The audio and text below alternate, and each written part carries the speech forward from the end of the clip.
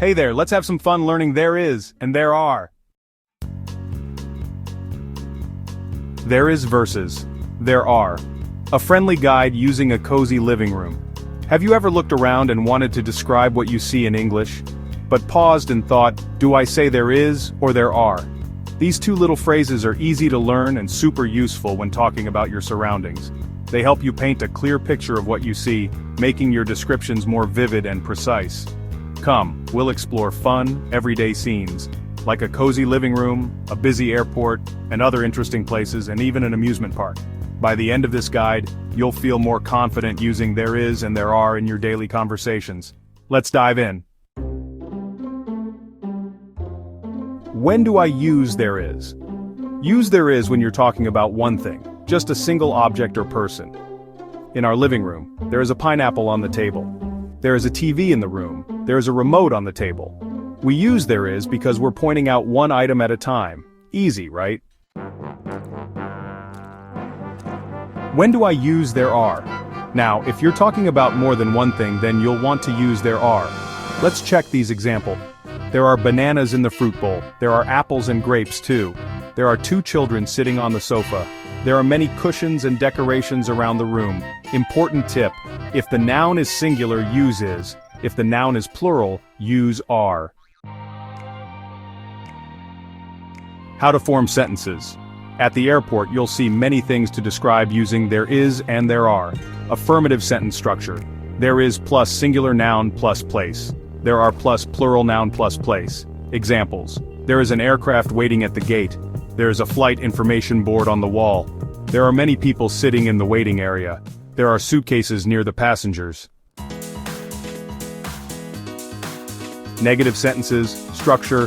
There isn't plus singular noun plus place. There aren't plus plural noun plus place. Examples. There isn't a food counter in this part of the terminal. There aren't any empty chairs near the window. Questions or interrogative sentences have a specific structure. First, you can use is there followed by a singular noun and then the place. For plural nouns, you use are there plus the noun and the place. Here are some examples. Is there a plane at the gate? Are there any people standing by the window?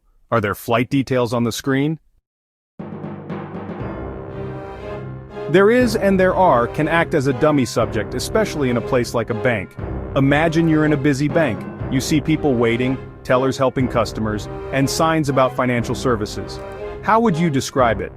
That's where there is and there are come in. Acts as a dummy subject. It's a term used in grammar that might seem a bit confusing at first, but it's actually quite simple once you get the hang of it. Let me help you with this. Understanding dummy subjects can make your sentences clearer and more natural. A dummy subject doesn't refer to anything specific. It's used to complete the sentence and make it sound natural. It's like a placeholder that helps the sentence flow better. We use there to introduce new information, especially when pointing out the existence of things. It helps to set the stage for what you're about to say. Check out these examples to understand better. Examples make it easier to grasp the concept. Instead of saying a long line is in the bank, you say there is a long line in the bank. This sounds more natural and is easier to understand. Instead of many people are at the counter, you say there are many people at the counter. Using dummy subjects can make your speech and writing more fluid and engaging. Why use this? Well, it sounds more natural and fluent, it helps introduce something new, and it focuses on what exists, not what acts. Bank scene examples. There is a man filling out a form near the entrance. There are people sitting in the waiting area. There is a security camera above the counter. And there are posters about loans and savings. Look around you. Take a look at your room. What do you see?